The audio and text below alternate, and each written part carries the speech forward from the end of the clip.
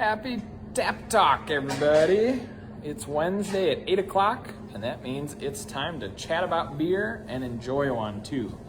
You've survived over half the week at this point, so I think you've earned some type of cold, savory beverage. So grab one. Look at that. I'll even attempt to cross my leg here. No, I'm not going to do that. I'm inflexible. I rode my bike yesterday, which was a good thing to do because it was beautiful out. So before we get into anything, cheers. Welcome to Tap Talk. I hope you've got some type of delicious beverage to enjoy, and if you don't, go find one. And in case this is your first time tuning in, come back next week. Make sure you've got some type of sustenance in hand to keep you occupied. Well, it seems like I'm taking full credit for the weather from last week by inspiring you to enjoy some patio beers because it has been delightful. It has been nice and toasty. However, the warm weather comes with its own little caveats, and we got some wicked hail up in the area earlier this week. We saw some at our house that was bigger than golf ball size. And I know a whole lot of the area got pelted. People's cars got all banged up and houses and all sorts of damage. So it actually kind of sucked. But it's been nice and warm. So I guess we get that, You don't get nothing for free, I suppose.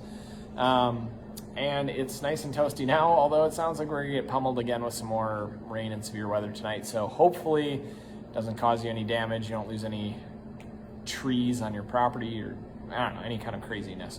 So, hooray for warm weather, boo for severe weather. And I have seen some mosquitoes and ticks starting to come out, which is also one of the bummers of this time of year. Enough about weather, we're here to talk about beer. Tonight, we're going to be featuring fruit beers. Beers with fruit in them. So, can you believe it? How dare we do such a thing as having beer with fruit in it and near purist ideologies of saying that we cannot have fruit in our beer, which I scoff at. You should be enjoying your beer however the hell you like it, and if that means there's some fruit in it, more power to you. In my mind, it just makes it more healthy. You get your daily serving of vitamins.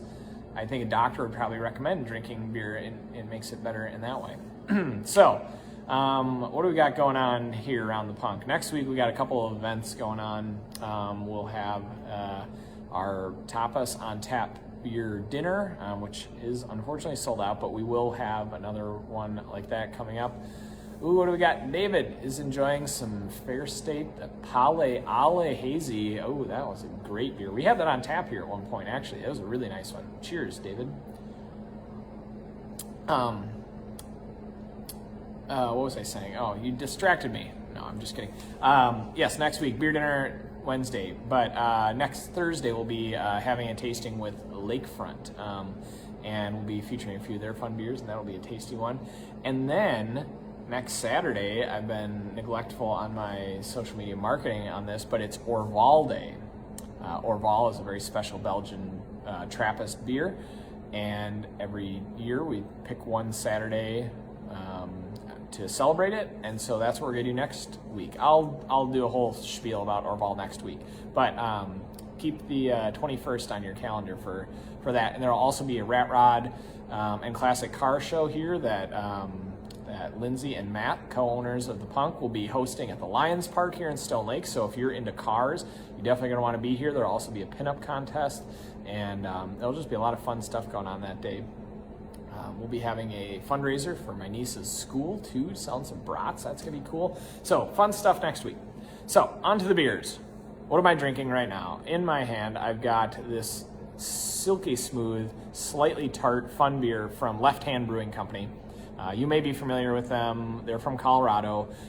Their Left Hand Milk Stout is basically what's built their brand hugely, and they're well known for their nitro beers, probably more than any other brewery in the United States. They've pioneered nitro in a bottle without having to add the little widget in there that dispenses the nitrogen. They're magicians with their nitros, and they're very exploratory. They've done probably more interesting nitro beer styles than nearly any other brewery, at least on a large scale. This one is one of their current iterations, the Key Lime Pie Sour Ale. So let's have a little sip. So this works out really cool. Key lime pie sour ale. So it's got lime, it's got vanilla, it's got lactose in there, and it's on nitro. Nitro meaning nitrogen. I think we've revisited this once. Basically tiny bubbles, gives it a silky, smooth mouthfeel, which for a sour beer has the effect of kind of cutting that sour so it's not super sour and tangy. It just kind of has a little bit of tartness, which works really well with this kind of key lime pie concept. So it gives it a little bit tangy, but not super sour. This would be a good intro sour for a lot of people who might not naturally be drawn to sour beers.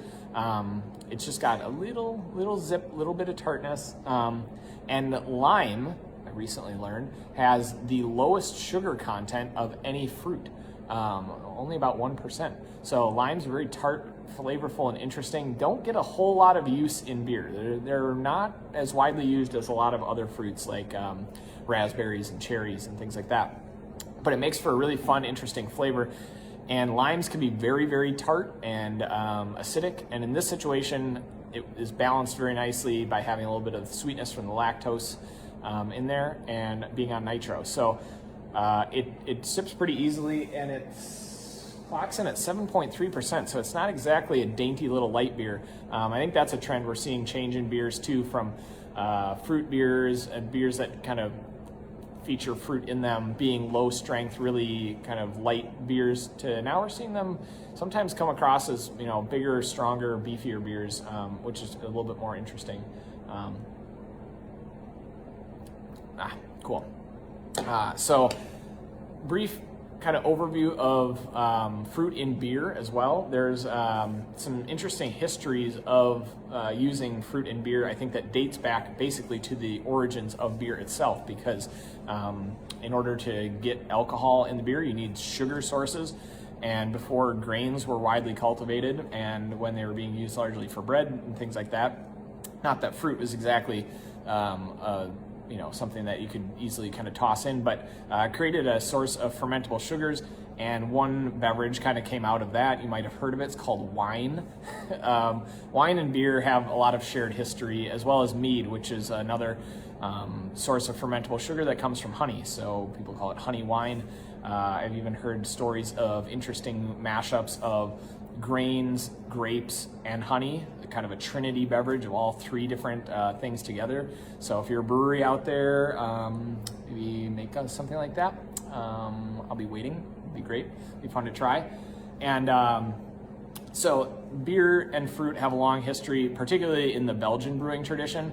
Lambics, you might be familiar, like spontaneously fermented beers that often create a very sour, tart flavor. And so to balance that and to enrich the flavor of those beers, things like cherries and raspberries, strawberries are traditionally used, and in some modern interpretations, apples and peaches also. So lots of interesting brewing there. And in the English traditions, not as traditional, but the shandy, you might, if you live in Wisconsin, you know what shandy is, and it's a blend of lemonade and beer. So there's another good example of fruit beer that we suck down in mass quantities during the summer here. And it can be brewed in varying degrees of quality. I would argue that our largest producer here makes not the most high quality shandy. So I would call on them. You could make it a little less sweet. You can make a beer that's maybe not quite as soda pop like. I don't know, just putting it out there. All right, next one. This one's got a long list of ingredients, and I'm gonna try and make sure I remember them all. This comes from Distill Brewing from Normal, Illinois. May have had an appearance here on Tap Talk, but we've been able to get some of their beers more regularly over the last year, and they make really good stuff just all across the board. They've gotten known for their sour beers as well as their IPAs largely, but they make all sorts of different things. But this one is called Hawaii 5 Ale, and it is a golden ale, and it's made with pineapple and coconut and mango and guava. I think there's one other thing. I'm gonna check. Peaches. I forgot about the peaches. Don't forget about the peaches. That said, this is one with all the different fruits in there. What we got? I'm checking the comments here. David, I might not have totally gotten your comment, but I'm all about it. Beer and ice cream can be a great combination. And Andy, welcome. Taking a break maybe from the Bucks game. Fear the deer. Bucks and 6. So anyway, back to this beer. With all those fruits in there, you could expect that it might be over the top, like way too much fruit, and way too much crazy stuff going on in there. But actually, not really. It's pretty well balanced. So this one's a bit tropical. I think anytime you get coconut in a recipe, it's hard not to imagine. It's like you'd be hard pressed to have a more tropical flavor than coconut, in my opinion. Pineapple and coconut especially. And the flavors play really nicely together. I will say that one of the things that I've noticed in beer and brewing that maybe is a little overdone, or perhaps is being a little over the top, is sometimes using so many different ingredients, using so many different fruits or something like that in a beer. Maybe they don't need all of them. I just think sometimes the flavors kind of get muddled, and you could maybe do less is more. Sometimes maybe just a combination of 2 fruits together versus having 5 or 6 maybe creates a bit more of a pronounced flavor. But I'm not a brewer. I'm not the one making it, so I'll keep drinking it. But maybe make it a little bit simpler. Like, do we need the peach and the guava in here? I don't know if they're all coming through. It's a damn good beer. And for all the fruit in it, you'd think it'd be sickeningly sweet, and it's really not. So it's a very refreshing, interesting, drinkable beer. Again, kind of maybe a fruit beer for people who don't necessarily love a real sweet, fruity beer.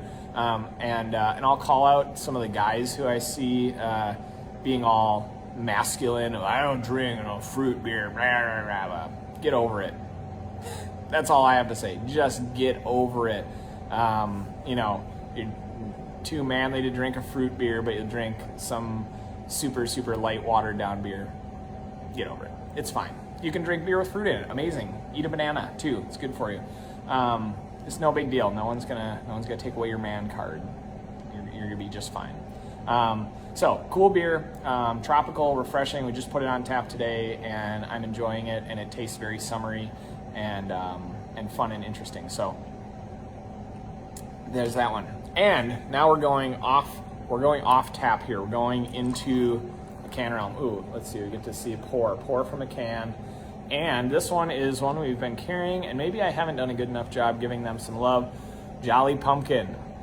They are from Dexter, Michigan. They make super cool and interesting beers, largely focused on sour beers, barrel-aged things that are kind of tart and funky and interesting, using some wild yeast.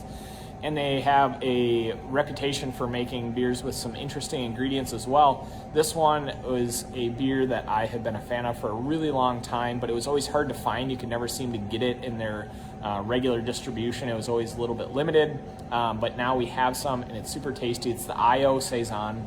So it's got rose hips, rose petals, and hibiscus in there. You could argue that that's not fruit, but I think rose hips, if they're not fruit, they're damn close, and we're counting them.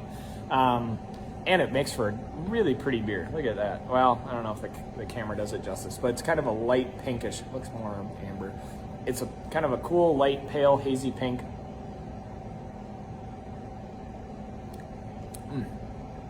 It's got like just a little bit of that tart that kind of gets you in the jaw. So this one's a little more sour, a little bit more adventurous, and it has a layer of kind of like an earthiness about it as well. But you get the tartness partially from the hibiscus. Hibiscus is known for its tanginess. And then partially from the barrel aging, where you get some of the wild yeast and some of the lactobacillus and some of the other souring bacteria present. I'm not going to get into it. I'll throw out Pediococcus. Oh, how about that? For all you brewers out there. Fancy pants. But we'll dive deep on some sour beers at a later point when we've got some other interesting things. But this beer, as you can imagine, might have a little floral character from the rose petals and the rose hips in there.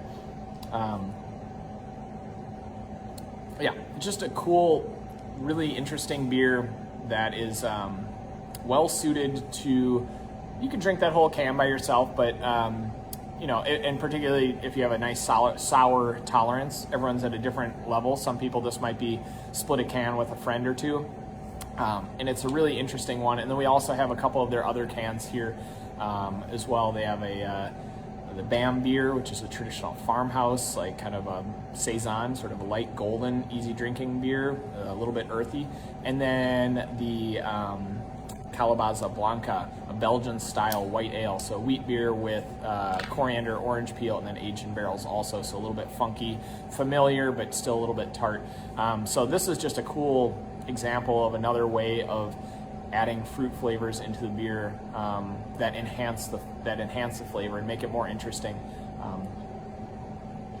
I think that you see more and more examples of beers with fruit in them, and again, I will kind of stick on this point that not to be snobbish or not to be getting on like old man, like get off my lawn, but I have been seeing more and more beer labels where the description, kind of like what I did with the Distill, I have to go look and consult because it's 6 to 7 ingredients, and I don't know. I often find that less is more.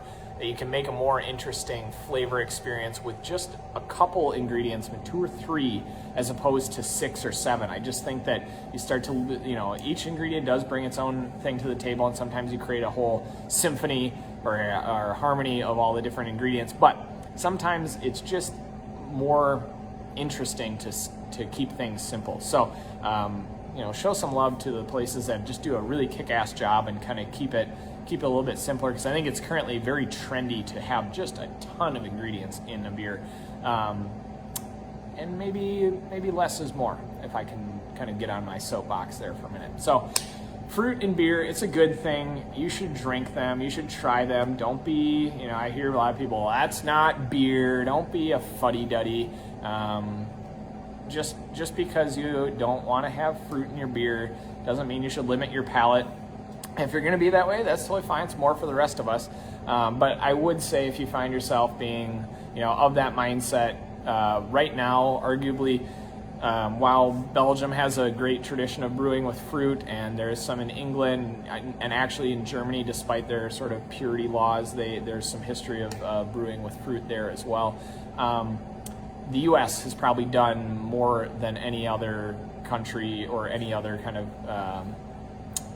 within the modern beer history, as far as experimentation and kind of throwing out any of the rules and just brewing cool and interesting stuff. There's so many options for really cool beers that are made with fruit and various other ingredients now. So the world is kind of your oyster. If you go out to your local liquor store, or if you're in a city or something like that, go check out a preferably independent owned store rather than just the big box. I know they're tempting. Total Wine's cool, but they also are kind of soul crushing a little bit. If you can find some small independent stores, if you're in the Twin Cities, go check out Elevated and Stinson. Those are friends of ours. They kick ass and have really cool selections of beer, and they're independent and they're awesome. So yeah, go check out, support those interesting beers. Try some new stuff, push yourself outside your boundaries. That's part of the fruit beer ethos that I have here, is if you normally drink IPAs or sours or stouts or whatever, be willing to try some new things, because you just never know. And if you try it and you don't like the first sip, have a second sip, have another one. Ooh, there we go, Mount Royal in Duluth, hell yeah. Keyport Liquor in Superior. Anyone who's got comments, shout out your favorite liquor store that's independent, that is run by people who give a shit about the products that they've got and represent. So that's what it's all about. There's lots of great beer out there, but we need to have good outlets to get it out to the people. It's part of why I do this Tap Talk. On that note, cheers. I hope you have a wonderful evening. I hope that you don't encounter any severe weather and that we can just enjoy some nice warm temperatures before the bugs all arrive. Have a great weekend, and we'll see you next week.